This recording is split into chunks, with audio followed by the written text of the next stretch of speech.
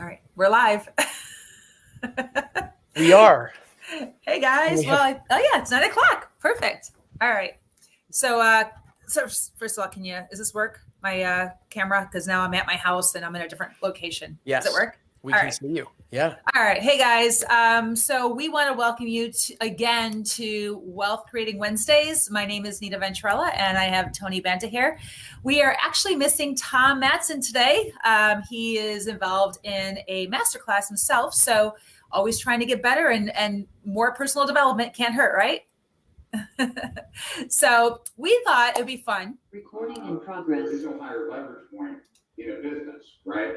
So now that that's like I'm not sure now on the table, right? That I think we have Tom's. Yeah, we have Tom's information. You don't see that, and we need to have a time. We have Tom's program going back. Here we go. I think we're okay now. Okay. Sorry, guys. Just text some more technical issues. So anyway, we are live, I believe, on Facebook, YouTube, and LinkedIn. So we want to welcome you to the show.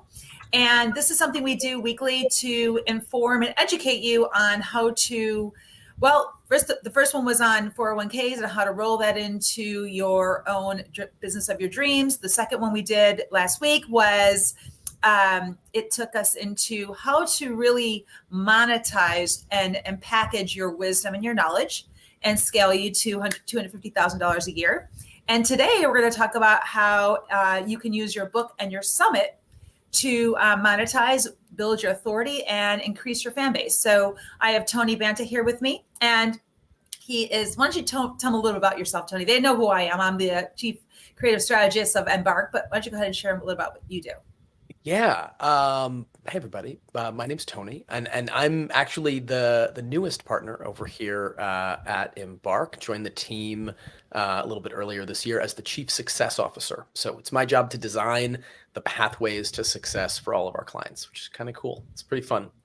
Absolutely. It's such an honor to have Tony here. You have no idea what this guy brings to the table. It's pretty awesome.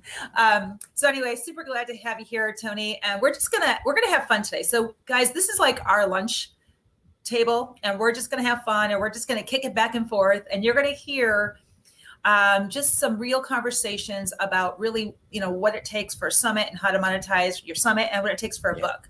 And just the different things that we talk about on a regular basis, almost like you're in our little conference room and you're a fly on the wall today. So just kind of soak it up. And if you have any questions, I have no idea how we're supposed to bring in questions because I don't know if we're... You can see them in the chat. They're right here in the chat.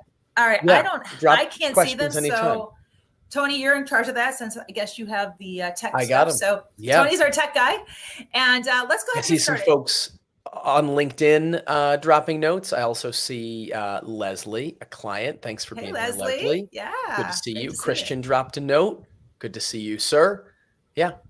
All right, cool. So you guys are going to come into our secret place and what we talk about, and you're going to hear all of our secrets and all the gold, and we're going to spend about 45 minutes and just give it all to you. So Tony, why don't we talk a little bit about summits? Let's talk about that. I know that's your baby.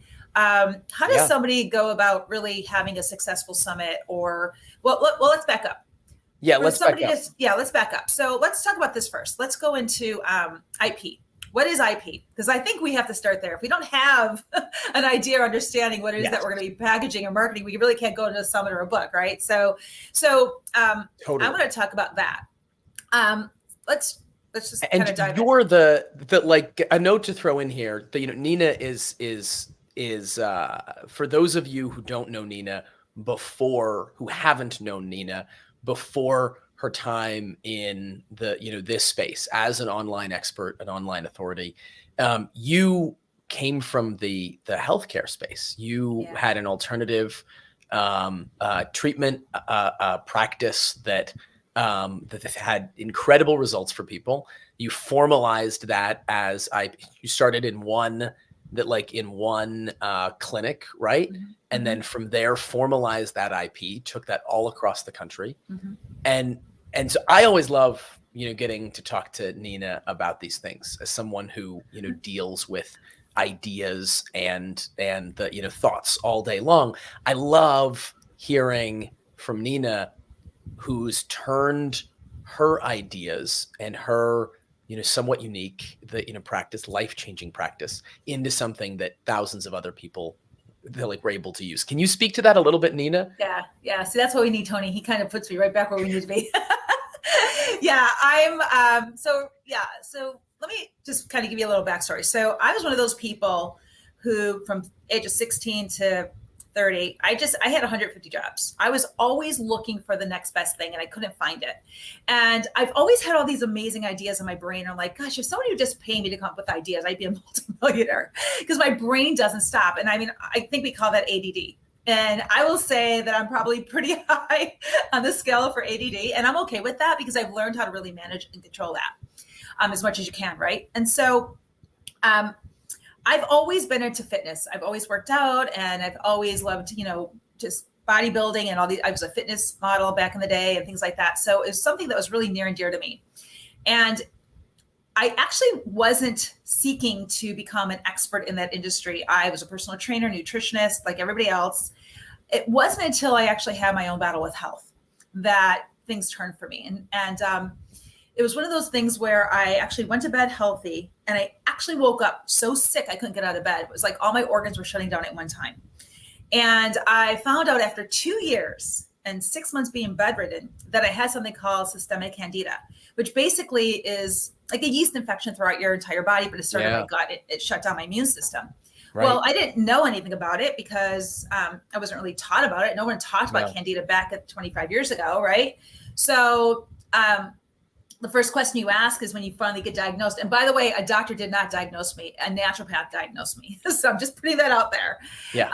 And within minutes, she diagnosed me and said that's what I had. So I had to do all this research and learn how to do, eat right and do all the right things for my own survival.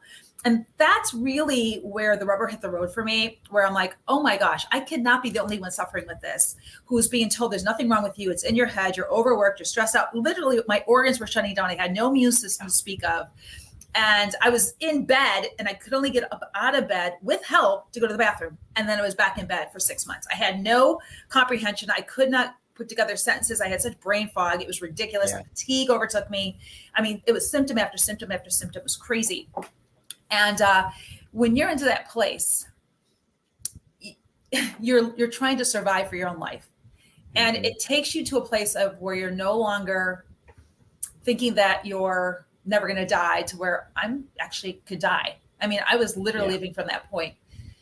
And so it got me thinking, well, if I'm going to go through this, I'm going to go through it with shining colors, and I'm just going to kick the butt out of this thing. I'm just going to knock it out for myself and help other people do it as well.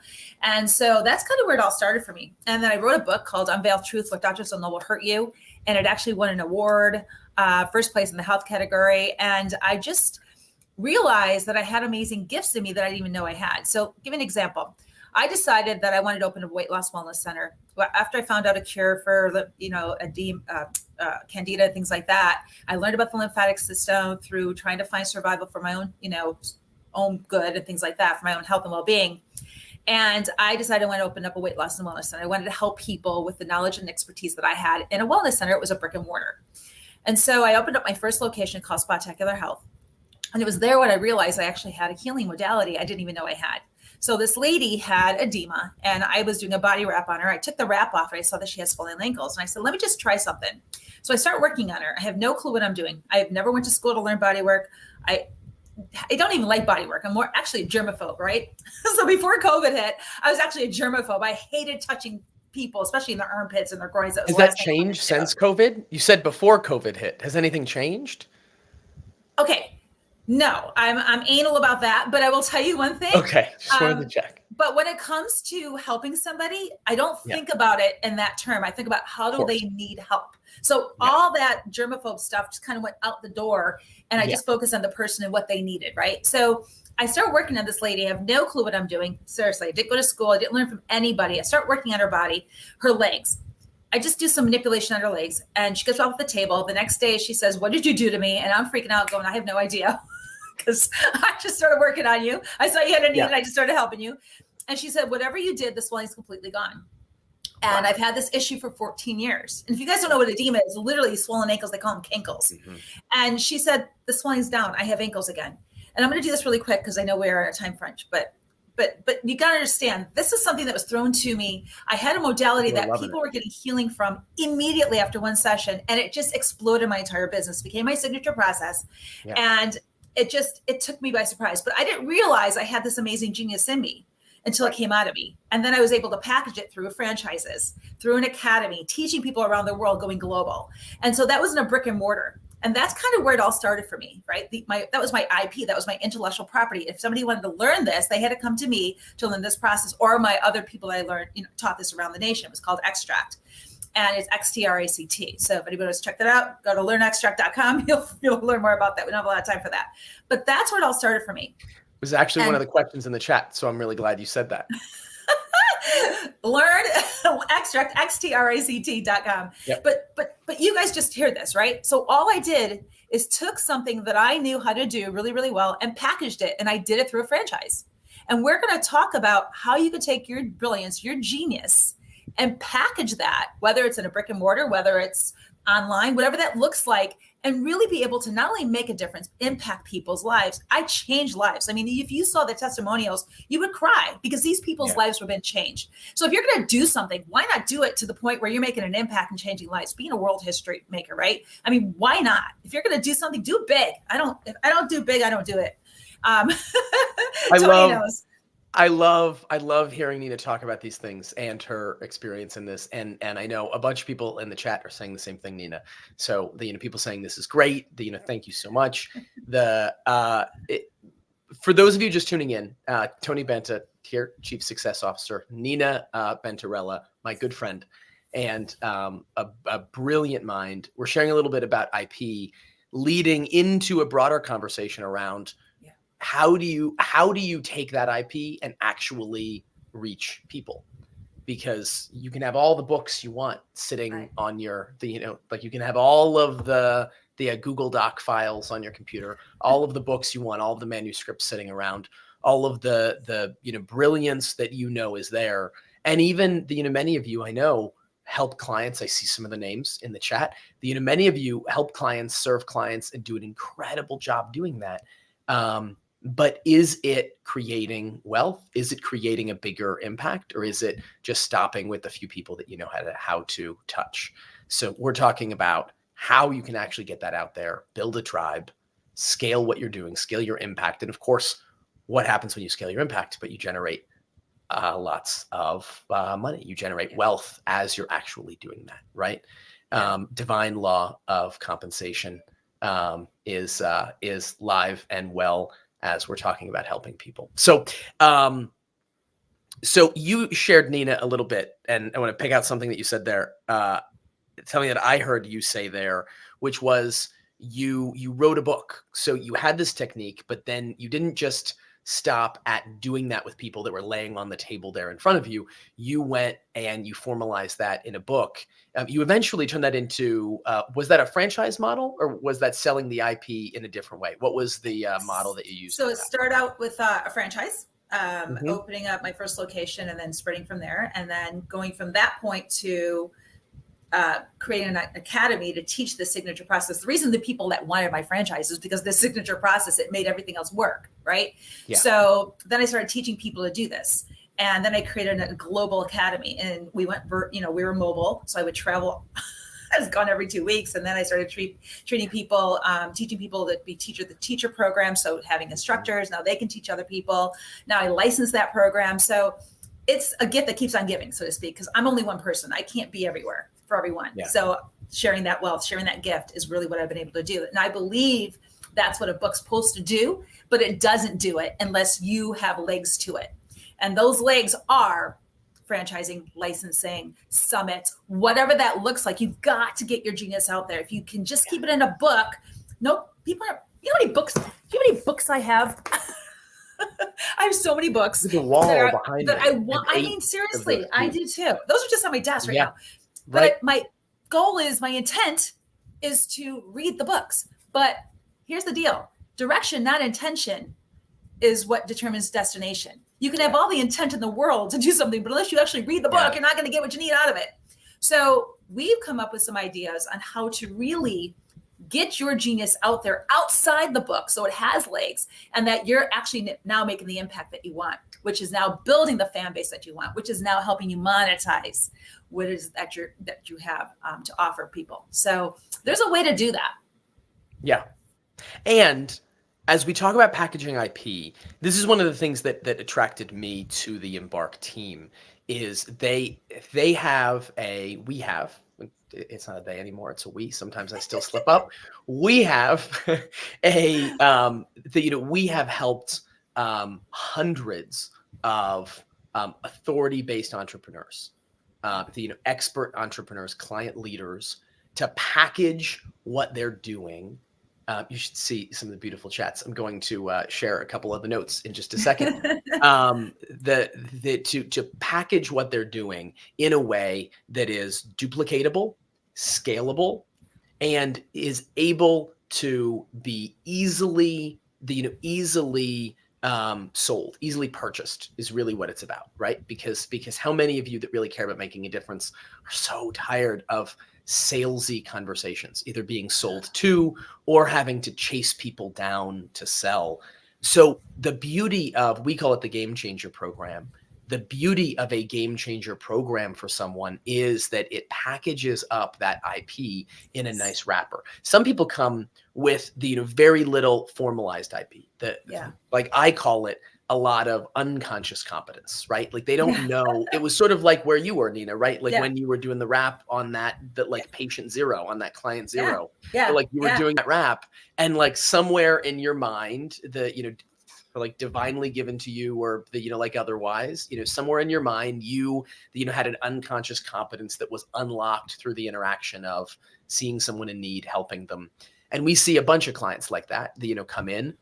And so it's a process of figuring out what that unconscious competence is, tapping into that, and then getting that out on the starts on the paper, and then getting that out to their market. But some people come in and they already have a program, but they're hitting that ceiling. They're hitting that ceiling of growth because they either can't fulfill on scale, or they're hitting that ceiling of they're seeing a few people enroll in their program, in their services a month, but they're not able to get into that wealth creation land. They might have a great life even, but they're not creating wealth, which of course we know means they're not creating that broader impact. They're not creating that thousands of people impact that is possible. Yeah.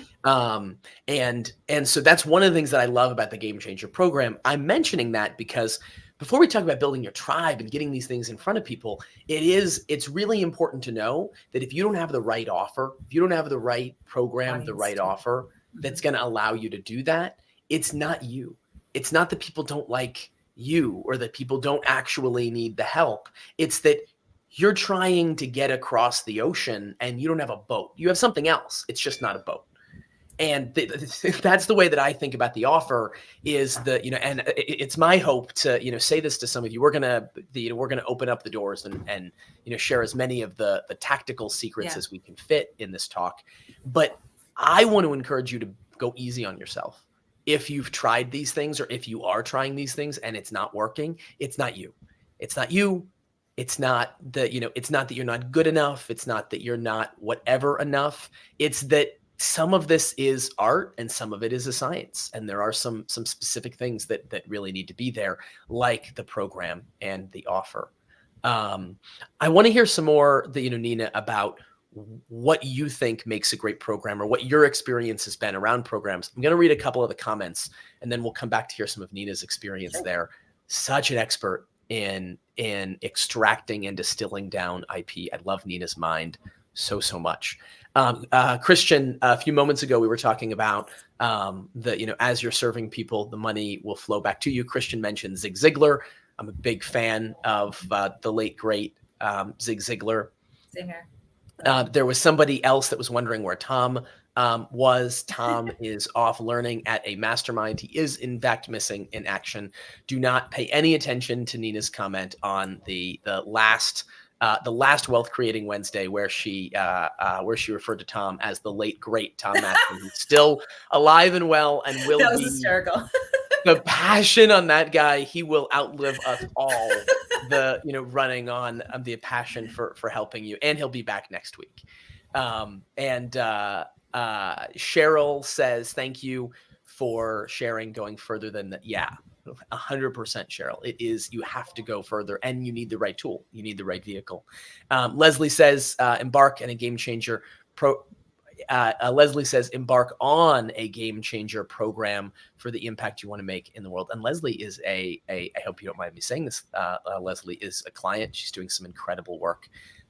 Lynn supporting her, Lynn, another client. It's so wonderful to see both of you here, and all of you. Thank you, everyone else. Jay says, love the passion and enthusiasm. You are so welcome, Jay.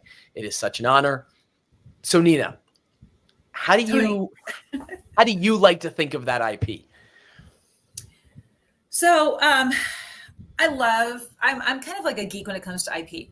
I love to just get to know the person and then just get to help them find that gold in them. Every single person. If you're here for a purpose. If you haven't figured out your purpose, you have one. You just need help digging it out. So I'm a gold digger, and I love to help people find their amazing gold. And by asking just questions, and what I say is, listen, what makes you tick? What are you passionate about? What are you angry about? Where have you overcome the greatest? What have you struggled with? These are things that you can start to dig deep in and start to pull them out. And you'll realize, wow, I've got expertise in this, or I've overcome this, or I went through this path or this journey to help other people go through here. I mean, we all have amazing giftings in us. It's just sometimes they're so stuffed down deep because maybe failure or hurt or trauma that we don't see it ourselves. So we need somebody else to help kind of pull out the beauty and the gold in you. And so that's kind of what happened to me when I first started. I really didn't see the genius in me until I started actually stepping out into it. And then the more I stepped out into it, the more it was becoming more of what I was called to do. It was becoming like my destiny at that point, or my assignment at that point. And I just kept going with it. I'm like, well, you know what? It seems to be working. I'm just going to keep going for it. And so if it ain't broke, don't fix it, right? And it just was one of those things that just skyrocketed. And there's so many people here that are hearing from the sound of my voice that have said, I know I can make a difference. I know I can make an impact. I know I have what people need. I just don't know how to get it out there. That's when you want to come in and say, okay, I know that I have something, but how do I package it up? And that's what we're going to talk about today, like what that looks like. So I'm going to tell you guys, if you don't know where your authority is, if you don't know what your IP is, or you're really learning about that, just go deep, deep, deep down and ask, what is success to me? What am I passionate about? What am I angry about? Where's the line of the sand that I'm going to draw and say, enough is enough. This is going to have to change. What are those things? Because those things, they're in you. That's part of your IP. That's part of your methodology of who you are and what you're called to do and where you're supposed to go. That's part of your destiny. If you're not, and it's not as hard as we think it's going to be. I'm just like, well, how do I know my purpose? You're already living in it. You just don't know you're living in it. You've been doing it. You probably wake up and do it every day. You just don't even know it. Maybe it's a way you study. Maybe it's a way that you remember things. Maybe it's the way you read. Maybe it's the way you write music. Who knows? You've got a genius in you. Everybody does. You're here for that reason. So that's how I get started with IP. And then once I do that, then I say, okay, now how do we take that? If you're not an authority already in this space, how do we help you become an authority? And then what does that look like? And then who is the audience that you want to most serve? And I'm going to say most serve, because you don't want to serve an audience that you don't like.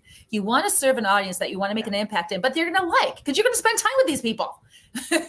If you don't like, being with certain people, don't go with them. So we always want to make sure that we're aligning with the people that we want to serve and that we're most passionate to serve, because then you're going to do more of it. Then it's going to become genuine, and you're going to see the passion, and people are going to attract. They're going to attract those right people.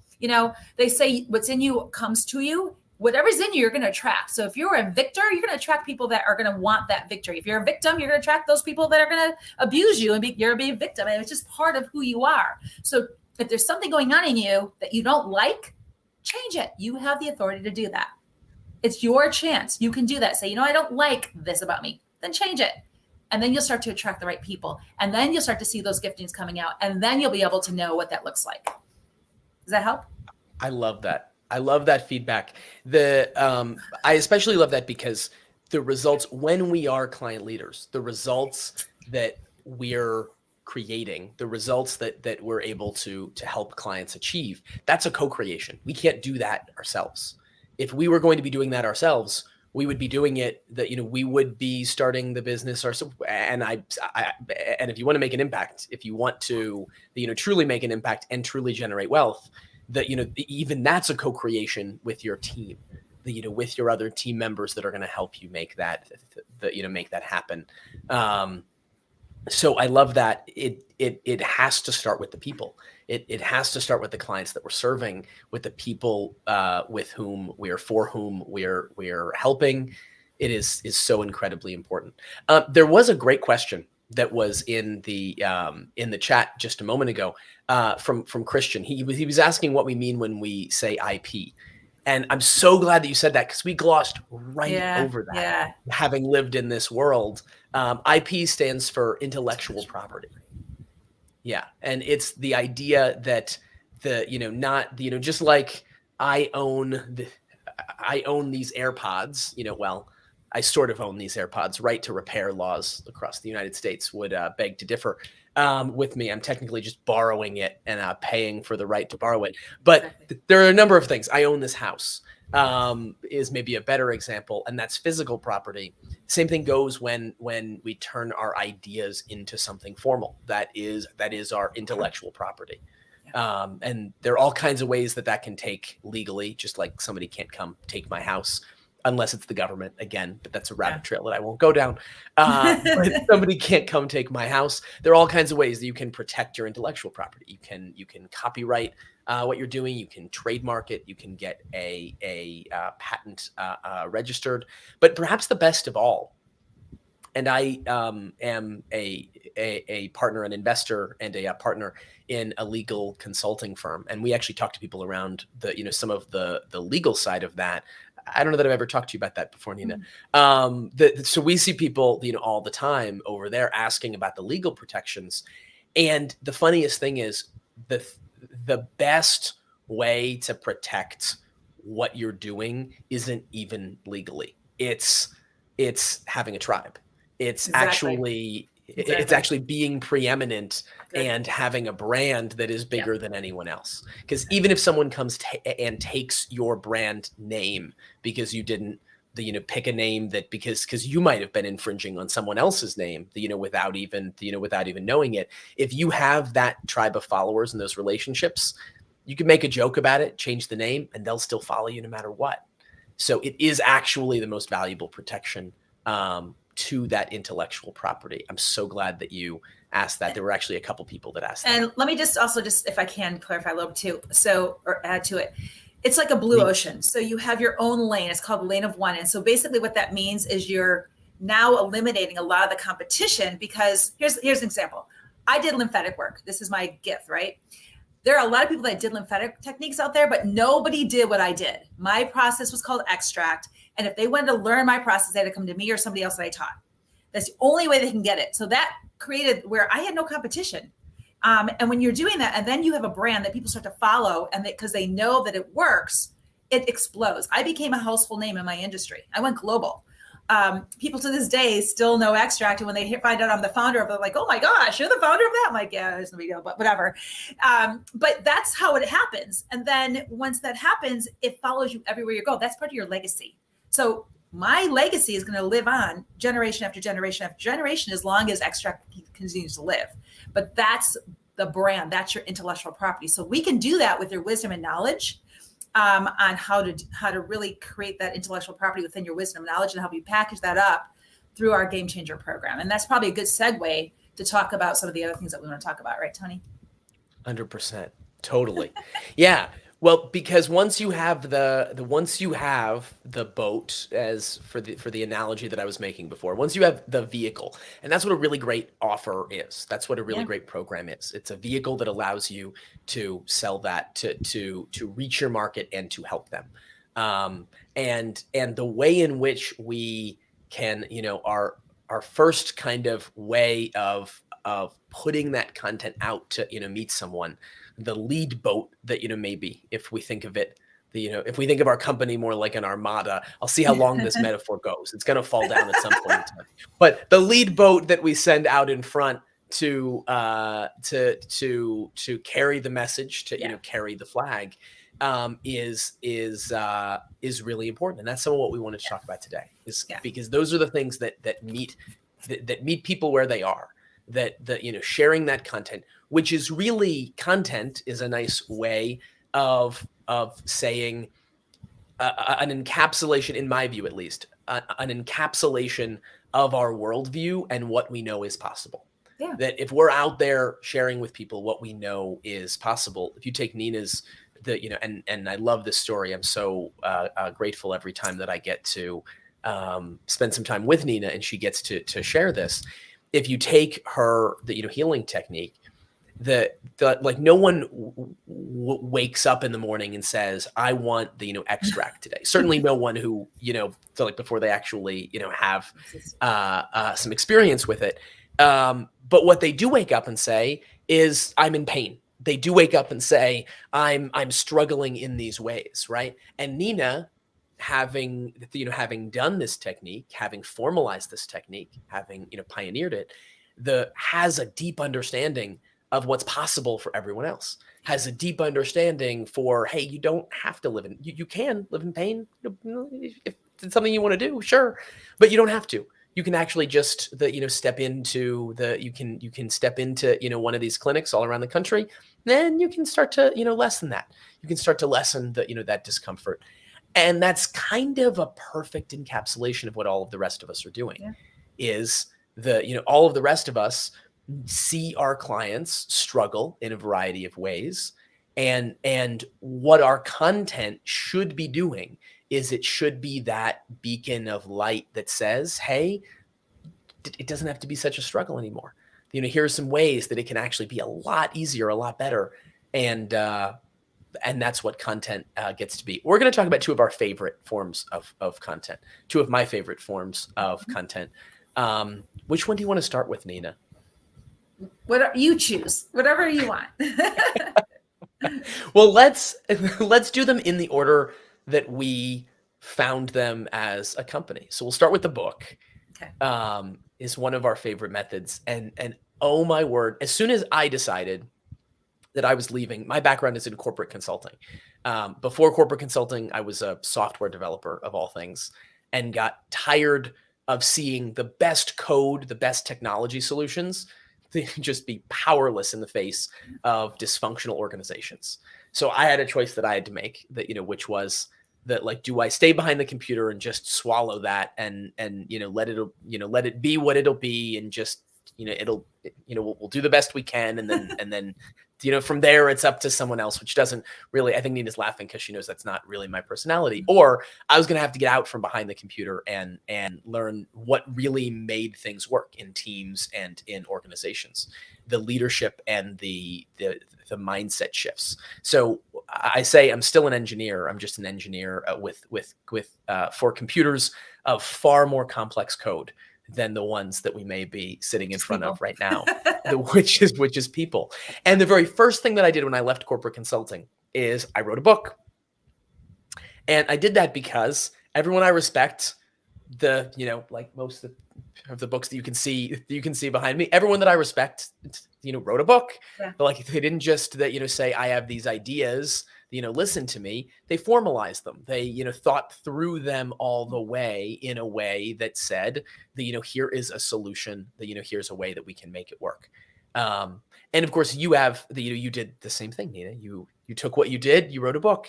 So why are books so valuable, besides those of us that, like to geek out and read them all the time? Why is a book a valuable tool for someone to get their message out there? So I want to kind of also just back up a second. So the funny thing is, most of us, and I know I did it myself, is we think that the book is the lead. The book is the end all to be all. And once we get a book out there, we're going to be well known. We're going to make all this money, and we're going to be on a tour, and life is going to change as we know it. Well, that's what I thought. And I think that's what a lot of people think. But, a book shouldn't be the lead. It should be part of your asset. It should be part of your intellectual property. So it's a piece of your genius. It's not your whole genius. And so what I mean by that is, your book should be used to, not only for credibility, but to leverage your authority within your intellectual property, within your IP. So it's a true asset. So let's just think of it this way. If you have a box, right? It's a virtual box, and you have all this genius in this box. You have videos, and you have PDFs, and you have, assessments and all this other stuff in this box. Well, your book is part of that box. It's part of that intellectual property. It's another asset to get your message out there, to build the authority so that people can utilize what it is that you have and really make an impact. And that's what a book is used for. But we've taken it a lot different we've taken it a whole nother step, because again, if the book doesn't get open, you can't get your impact. If the book doesn't get open, you're not going to be able to get anything out there. I mean, what's this book going to do about cyber breach unless I read it? Can't do anything with it. If I put it here, it doesn't mean my computer's safe. I have to actually apply it, right? So it's learning how to apply our genius by using a book with understanding that it's a leverage for authority, and it's not the end all to be all. Don't lead with the book. It's part of who you are and what you carry. Does that make sense? Yeah. Makes total sense to me. Now, of course, I teach this stuff all day long with you, but it makes total sense to me. It is. I think that was, and that was a big shift for me too. Yeah. Is that I wrote the book, and I was so proud, right? Like I even now I'm a little bit of a nerd, but so I did a lot of this myself, which was maybe a little bit foolish, maybe a lot foolish. That I actually took a course on how I could record my own audiobook. So I wrote the book, I produced the audiobook myself. I was so excited. And then I put it up on my website, and I made the mistake. I made the really big mistake. Everybody, don't make this mistake. If you're doing this, I gave it to my mom, and thus I sacrificed the only sale that I would have had from actually putting it up on my website, because I actually sent my mom a copy. So don't do that. You need that sale. You need that one. But that's the problem, right? Is that without the other tools, it isn't that, we put a lot of weight on it, but then it just kind of can sit there.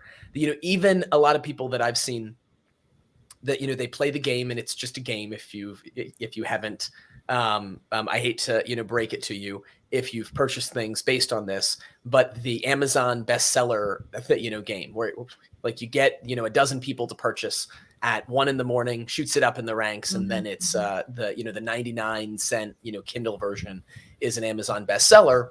And then you take the screenshot of it, and then you continue to call it a bestseller. And yeah, you can play that. We all play the algorithm, in different ways at different times. But then what happens the next week? It's back down to the baseline, unless it's part of the rest of your brand, the rest of your organization that has the momentum behind it. But that's not to downplay books, because books are still phenomenal. That what I knew and what I used mine for, Nina's book, of course, took a very different path, had a life of its own, that on its own feet, because of the organization that you built, I would imagine. What I choose to do with my book is, it was the playbook. It then became the manual for my consulting. That's right. So that gave me leverage in my consulting, sent a copy to every single client, sent a copy to everyone in the organization of everyone's client. And then that allows us to keep moving, and that gave us some of the scale that if we didn't have, I would be sitting on calls with clients repeating myself with all of the things that were in the book. It does help scale. It does help really take your message to that next level as well. And like you said, it is part of that playbook. One of the things that I really am a huge believer in is, and some of the things that we look for when we actually work with our clients, just put it out there, is, do you have a 6-figure problem that you solve? Are you scalable? And do you have your own intellectual property? What's your IP? Because if you have those 3 things and put a check on all 3, then we can really help you package that wisdom and that knowledge, and really help you get to that place where you're monetizing and scaling to 6-7 figures. But it's really challenging to do it without those 3 things.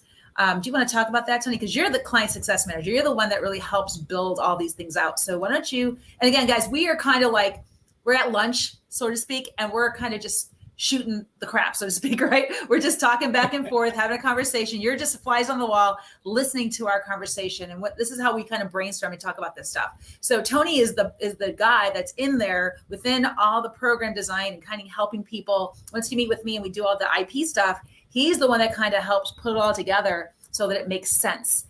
And so do you want to talk on some of that? Because people listening maybe don't fully understand. Yeah, well, and so a lot of what we do in those early stages, and we do this as well with a summit, and I'll speak to a summit in a few minutes. We want to be respectful of everyone's time Yeah. today.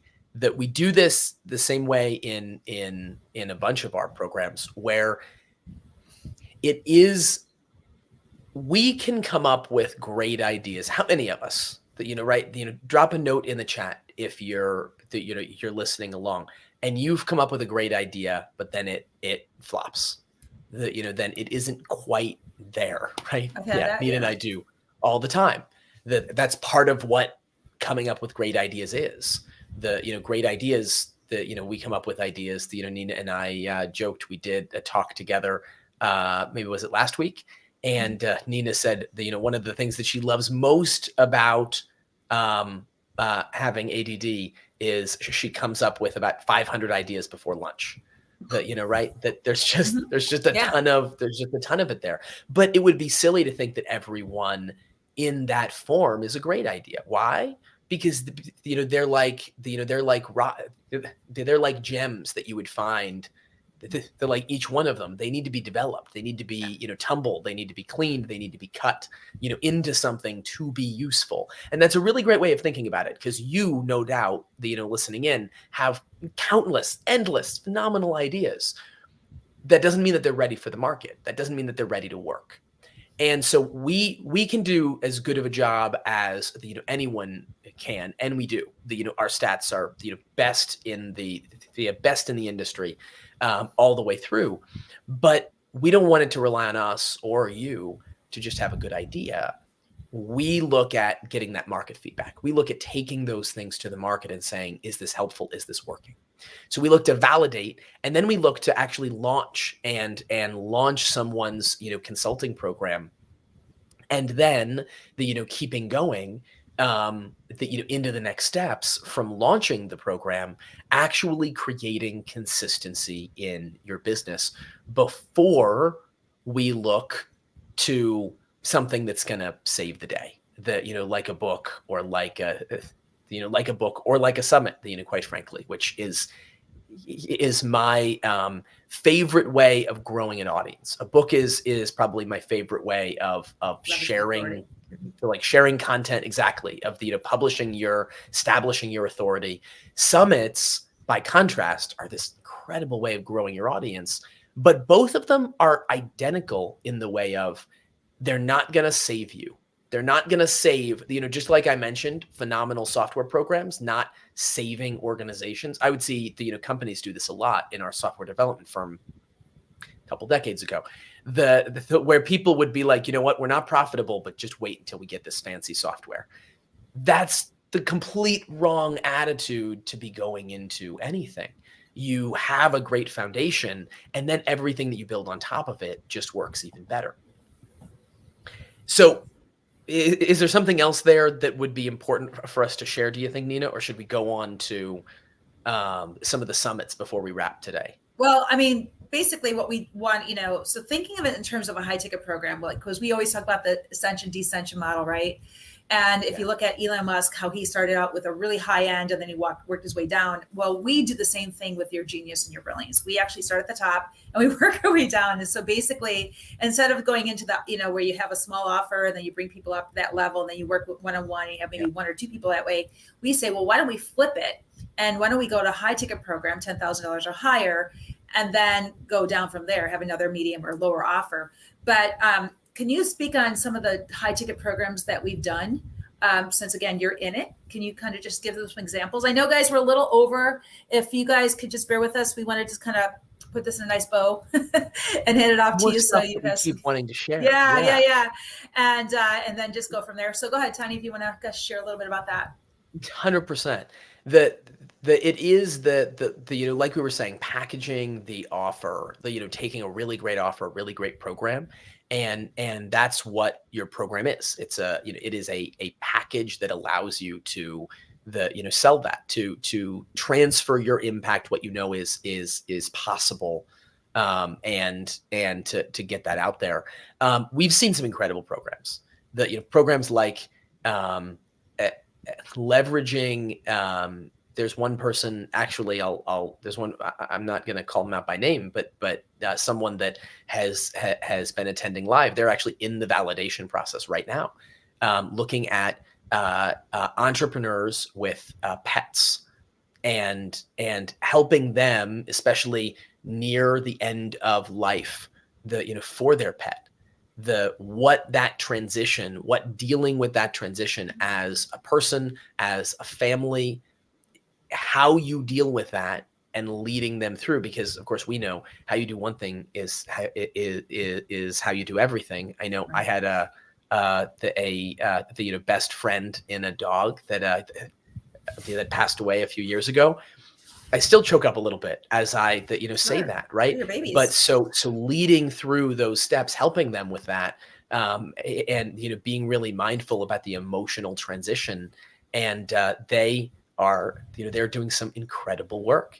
And that is one of these. I love that example because that's such a great niche product, right? That's not something that you immediately think like, oh, it's the next iPhone that where it's going to be in everybody's pocket. But that's not the point. That's not the point of what that is. That's about helping those people that are deeply struggling, in that mode, who don't even know how much they're struggling, Right. but that ripple effect goes out. There's another client that helps B2B sales organizations.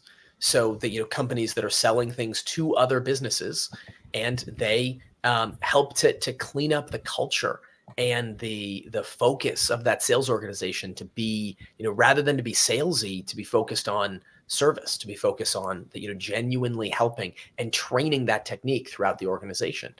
That they're promising $1 million outcome, which is actually a little bit on the low end of what their experience is. I actually asked them of some of the client results that they've had before, and those are just two. Those are just two that came to mind. That right there, Lynn in the chat says pets are people. Yeah, they are our people, right? And she said, shout out to Leslie. That was Leslie. Since Lynn outed Leslie, I will say that was Leslie that had that program. And there are, of course, many more. Those are the two that came to mind because they just happened to be hanging out in our chat. And I just want to say one thing. Think about how creative that was, how outside the box that was, and innovative that was, that she had the understanding of that she could actually package that wisdom and knowledge and help other people through that process. Yeah. So what we're saying is it may not be really obvious, some of the gifts that you have. Maybe it's like, wow, I'm really good at this. Or when I do this, it's, you got to look at it from that perspective. So really get outside the box and get really creative and innovative. That's the funnest part when you're really trying to figure out what it is that you want to do next, or how you want to package your wisdom and knowledge. Get really creative, have fun with yourself, and that process of allowing yourself to dream and visualize and see what that looks like from that perspective. And I always say, look at the end result and where do you want to go? What's your destination? Then work backwards. That's called the Merlin effect. I actually did my eulogy, so I go way to the end and work backwards so that I always know I'm on the right path towards that eulogy. Exactly. So, that's some of the things that we can do when you can do when you're trying to figure out which direction you want to go or how you want to package that. And then, of course, aligning with a book within that authority or a summit to help leverage that authority. Those are two great ways to be able to do that. So, Tony, anything else that you want to share? Because, again, I want to keep this really. Yeah. The one thing on the summit, and before we do leave, because this is our newest program, and for good reason. That Nina and I are both huge fans, and that became huge fans. Personally, I'm a slower. I'm slower to buy. For sometimes I'll just throw money on something to solve a problem or to jump in. But sometimes I want the book. I want the slower absorption of all the information, and so the book is near and dear to my heart, as I know it is Nina's. But we as we started to see the results that online summits can have, and anybody that isn't familiar with the summit, it's kind of genius. And we're burying this for the very end so that everybody listens the entire way through. But it's kind of genius in that what it accomplishes is it allows you to take the best influencers in your market, and because you're creating a stage, it allows you to take those influencers and get them to promote you and your services to their list and everything else, because you're building a stage. And So it is this incredible way of pulling together people and creating an event. We do 5-day summits. You can hear more about those on our. There's a masterclass replay. You can reach out to me, Nina, Tom, if you want some of the details on that. We're happy to share with you a copy of that replay. Or you're welcome to let us know, and we'll invite you to the next one that we'll be doing in a week and a half, I believe. The beauty of it is, in a 5-day event, you're using some of the best minds in your industry and their audiences to pull together great information, huge amounts of content when you step back to look. And our teams, in a done for you way, consolidated it down to where you only have to do a handful of interviews in that section, which is really powerful. And of course, the impact that it has from a wealth creation standpoint is you get to walk away from a well-executed summit with thousands of additional people in your tribe, and in the numbers that we're seeing, millions of dollars in sales is incredibly possible. Now, if you don't think that millions of dollars from a summit is possible for you right away, don't worry. Don't worry. It's not that you're not in the right place. That I don't know that I would shoot for that if I were doing a summit my first time around either. It is that that is a point that you want to work up to. But the important part is, right now, today, that is a mechanism, because people are tired of being stuck in their houses. They're tired of the same old messages, the same old things all the time. And if you feel that way about things in your space, there's a good chance that there are several thousand other people like you who are waiting for the TV channel that is your summit to be created by you. That, like, waiting for that alternate way of bringing those experts together. And of course, what that means from a wealth creation and an impact standpoint is that you get to fill those people up with everything that is possible, with a beautiful vision of what can be possible in their worlds, because it's possible. You can see it for them. And so that's just the incredible power that a summit has to offer. I'm constantly amazed at the just how good it is as a technique, having spent a lot of time leading in this online marketing space. So we were none talking of that. Sorry. Yeah. Sorry. No, go ahead. We were talking about how it complements each other, a book and a summit, how they just go hand in hand together. It's like peanut butter and jelly, right? So it's such a great complement to, once you have your book and you're leveraging your authority and your IP and you have your audience, what better way to get it out there than through a summit, right? So it's just such a beautiful marriage, bringing the summit and the book together and really being able to get people into that place of authority, building that tribe, creating the impact, and monetizing into the wealth that you desire, whether it's 6 figures, 7 figures, or beyond. And we're seeing it. So that's super exciting. And then also, if you're not sure where to start, you always start with just a strategy. A free strategy session is probably where I would say start. So I'm going to send you guys, and I don't know if you can see this, Tony. So I'm going to put my link in here. If anybody wants a free strategy session, just go ahead and sign up for that. It's 100% free. We'll go over your IP. We'll make sure you have those 3 areas. We'll help you figure out your next steps, your next moves. If you want help, we'll help you. If not, you can do it on your own, but we will give you the blueprint to help you go forward and make the difference in the world that you want to make. So, we're a little over time, so I do apologize. I hope it was worth it. Tony, you want to say any last words, anything else before we leave? It was really great to see everybody. And it was so amazing to spend some more time with you, Nina. You too, Tony. I don't have enough in that. I don't get to do that, often enough. So yeah, it was great to see everybody. Can't wait to see you next time. I won't be here next time. You'll get Tom next time. Don't tell him that you liked this week better. Don't. That would be bad for all of us. And I'm sure it's not true. Tell him how much you miss him and how much you're so glad that he's back. And that'll be good. I'm sure it's true, and it'll be good for all of us. Hopefully we have the energy that he has, because he's like, Tom Matson here. I was gonna say, Nina Venturella here, Tony Matson here. I need more coffee if I'm gonna be Tom Matson level energy, but that's okay. Anyway, we done it. Thank you guys for your time. And if anybody's interested, can they see the link, Tony? Yes, I put it into LinkedIn. I have all of my windows open like Tom does. So I dropped it right in LinkedIn. You can grab that, and we'll see you. I'm sure we'll see you all soon. Thank you so much, guys. Have a great day. Bye. Bye. See you, Nina. Bye, Tony.